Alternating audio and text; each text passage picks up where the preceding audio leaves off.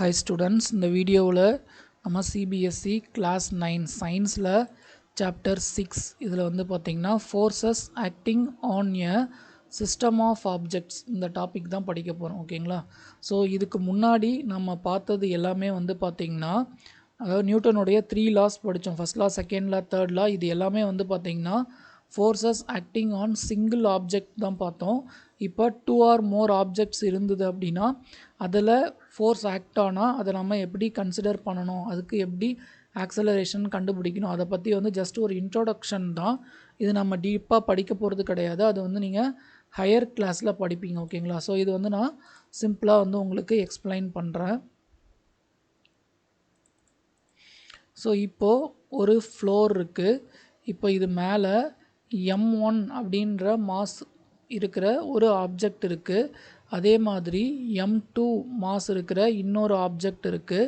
இப்போ நான் இது ரெண்டுத்தையும் வந்து பார்த்திங்கன்னா த்ரெட் போட்டு கட்டி வச்சுருக்கேன். இப்போது நான் இந்த M1 அப்படின்ற ஆப்ஜெக்டை நான் என்ன பண்ண போகிறேன்னா இந்த டைரக்ஷனில் ஒரு ஃபோர்ஸ் கொடுத்து நான் இழுக்க போகிறேன். ஸோ இப்போது இந்த ஃபோர்ஸ் வந்து எப்படி ஆக்ட் ஆகும் அப்படின்றத கண்டுபிடிக்கணும். அதுக்கு முன்னாடி இப்போது நம்ம இதில் என்னென்ன ஃபோர்ஸஸ் வந்து ஆக்ட் ஆகும் அப்படின்றத நம்ம கண்டுபிடிக்கணும். இது ரொம்ப சிம்பிள் கான்செப்ட்டு.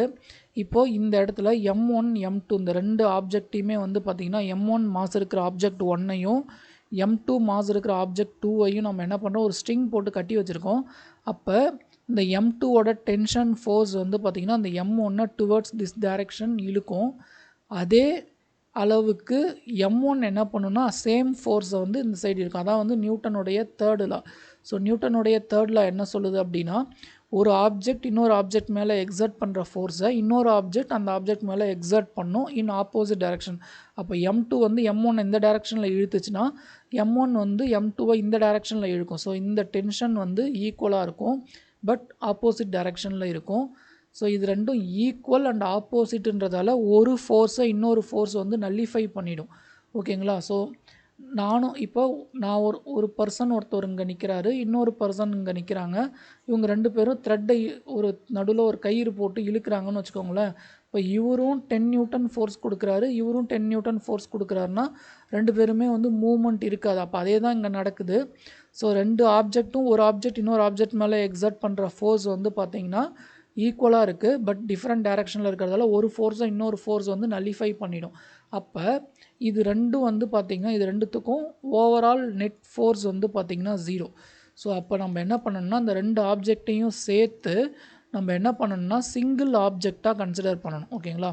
சிங்கிள் ஆப்ஜெக்டாக கன்சிடர் பண்ணணும். இப்போ இந்த ஃபோர்ஸ் நம்ம கொடுக்கும்போது இந்த ரெண்டு ஆப்ஜெக்ட்டும் சேர்ந்து தான் மூவ் ஆகும் ஓகேங்களா.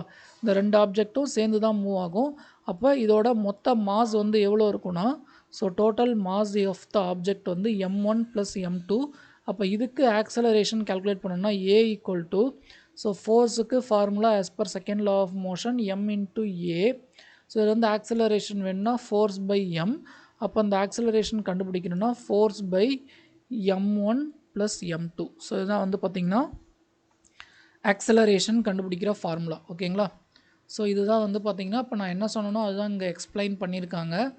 So one approach is calculate the net force on each box separately and then Newton second law to find acceleration. இப்போ இதை வந்து பார்த்திங்கன்னா இப்போ நான் சொன்னேன் இல்லைங்களா, இது வந்து நான் இந்த டோட்டல் ரெண்டு ஆப்ஜெக்டையும் சேர்த்து சிங்கிள் ஆப்ஜெக்டாக நான் கன்சிடர் பண்ணேன். பட் இது நம்ம என்ன பண்ணலாம்னா செப்பரேட்டாகவும் கண்டுபிடிக்கலாம். இது மேலே ஆக்ட் ஆகிற ஃபோர்ஸ், இது மேலே ஆக்ட் ஆகிற ஃபோர்ஸ் ரெண்டுத்தையும் செப்பரேட்டாக கண்டுபிடிச்சி ஆட் பண்ணலாம். ஆட் பண்ணாலும் நமக்கு சேம் ஆன்சர் தான் வரும். A simple way is to consider 2 boxes and the string as a single system. அதான் அந்த ரெண்டு பாக்ஸு இது ரெண்டுத்துக்கும் நடுவில் இருக்கிற ஸ்ட்ரிங் அதை வந்து சிங்கிள் சிஸ்டமாக கன்சிடர் பண்ணால் ஈஸியாக கண்டுபிடிச்சிடலாம். In this forces within the system internal force need not to be consider. இது உள்ளே இருக்கிற அதாவது இந்த பாக்ஸ் உள்ளே இருக்கிற ஃபோர்ஸ் இந்த பாக்ஸ் 2 இதுக்குள்ளே இருக்கிற இன்டர்னல் ஃபோர்ஸை நம்ம கன்சிடர் பண்ண தேவையில்ல. Only forces that act from the outside external force மட்டும் கேல்குலேட் பண்ணால் போதும். இந்த இடத்துல எக்ஸ்டர்னல் ஃபோர்ஸ் ரெண்டு இருக்குது, டென்ஷன் ஃபோர்ஸ், இன்னொன்று நம்ம எக்ஸர்ட் பண்ணுற ஃபோர்ஸ். டென்ஷன் ஃபோர்ஸ் வந்து ஈக்குவல் அண்ட் ஆப்போசிட்ன்றதால ஒரு ஃபோர்ஸை இன்னொரு ஃபோர்ஸ் வந்து நல்லிஃபை பண்ணிடும். In our case the tension acting on both axes is the inertial force while the F as the external force. Thus using Newton's second law the acceleration of the system A equal to F divided by m1 plus m2. இந்த இடத்துல இந்த tension ஃபோர்ஸை வந்து internal ஃபோர்ஸாக நம்ம consider பண்ணிக்கணும். ஓகேங்களா? ஏன்னா இதுக்கு மேலே எக்ஸர்ட் பண்ணது, இதுக்கு மேலே எக்ஸர்ட் பண்ணது both are equal. Internal force, tension force வந்து internal force. So acceleration equal to force by mass. Mass in the sense இது ஓவரால் வந்து சிங்கிள் சிஸ்டம், அப்போ ரெண்டு மாஸையும் ஆட் பண்ணிக்கணும். The system of two boxes accelerates just like a single object. So ஒரே நேரத்தில் ரெண்டு ஆப்ஜெக்ட்டுமே வந்து மூவ் ஆகும். ஸோ ரெண்டு ஆக்சலரேஷனுமே வந்து சேமாக இருக்கும். If you had analyzed on the motion of two boxes இண்டிவிஜுவலாக அனலைஸ் பண்ணி நம்ம படிக்கிறத வந்து ஹையர் கிரேடில் நம்ம படிப்போம். Result would have been the same. அப்படி படித்தாலுமே வந்து பார்த்திங்கன்னா ஓவரால் ஆக்சலரேஷன் வந்து பார்க்கும்போது சேமாக தான் இருக்கும். Treating connected object as a system often simplify the analysis. ஏன் வந்து நம்ம அந்த ரெண்டு ஆப்ஜெக்டையும் கனெக்ட் பண்ணி ஒரே ஆப்ஜெக்டாக படிக்கிறோம் அப்படின்னா டு சிம்பிளிஃபை த அனாலிசிஸ். ஓகேங்களா? This highlights the power of Newton law in studying even complicated system of objects. So இது வந்து ஆப்ஜெக்டை நம்ம காம்ப்ளிகேட்டட் சிஸ்டமாக இருக்குது ஆப்ஜெக்ட்ஸ் அப்படின்னா அதையும் வந்து பார்த்திங்கன்னா நியூட்டன் லா எந்த அளவுக்கு பவராக இருக்குது அப்படின்றத நம்ம இது மூலயமா பார்க்கலாம். ஸோ இதில் இன்னும் ஒரு ரெடி டு கோ பியாண்ட் அப்படின்னு ஒன் மோர் இன்ஃபர்மேஷன் கொடுத்துருக்காங்க. ஸோ இதில் பாக்ஸ் 1 வந்து பாக்ஸ் 2 மேலே ஒரு ஃபோர்ஸை எக்ஸர்ட் பண்ணும். பாக்ஸ் 2 வந்து பாக்ஸ் 1 மேலே ஒரு ஃபோர்ஸை எக்ஸர்ட் பண்ணும். அதாவது பாக்ஸ் 2 எக்ஸர்ட் பண்ணுற ஃபோர்ஸ் இப்படியும் பாக்ஸ் 1 எக்ஸர்ட் பண்ணுற ஃபோர்ஸ் இப்படி இருக்கும். இது ஒன்றோட ஒன்று நல்லிஃபை பண்ணிடும். இது இல்லாமல் ஒரு ஃபோர்ஸ் ஆக்ட் ஆகுதுன்னு நம்ம இதுக்கு முன்னாடி பார்த்தாச்சு. இது இல்லாமல் இதில் வந்து சம் அதர் ஃபோர்ஸஸ் வந்து ஆக்ட் ஆகும். அதில் ஃபஸ்ட்டு ஃபோர்ஸ் வந்து இந்த ரெண்டு பாக்ஸோடைய மாஸும் வந்து பார்த்திங்கன்னா டுவர்ட்ஸ் த எர்த் வந்து ஆக்ட் ஆகும். அதுதான் gravitational acceleration. So gravitational acceleration force வந்து m இன்ட்டு g. இந்த இடத்துல மாஸ்ன்றது ரெண்டு மாஸையும் கூட்டிக்கணும்.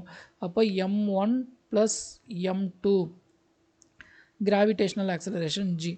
ஸோ இதுக்கு ஆப்போசிட்டாக இருக்கிற ஃபோர்ஸ் தான் வந்து நம்ம என்ன சொல்லுவோம்னா நார்மல் ஃபோர்ஸ் அப்படின்னு சொல்லுவோம். நார்மல் ஃபோர்ஸ் வந்து இந்த ஃபோர்ஸுக்கு ஆப்போசிட்டாக ஆக்ட் ஆகிற ஃபோர்ஸ். அதாவது பாக்ஸ் 1ல் ஆக்ட் ஆகிற நார்மல் ஃபோர்ஸ் n1னும் பாக்ஸ் 2ல் ஆக்ட் ஆகிற ஃபோர்ஸ் n2ன்னு எடுத்துக்கணும். ஏன் இது ரெண்டுத்தையும் வேறு எடுத்துக்கிறீங்க அப்படின்னு நீங்கள் கேட்கலாம். ஏன்னா இது ரெண்டு பாக்ஸுமே வந்து டிஃப்ரெண்ட் மாஸ்.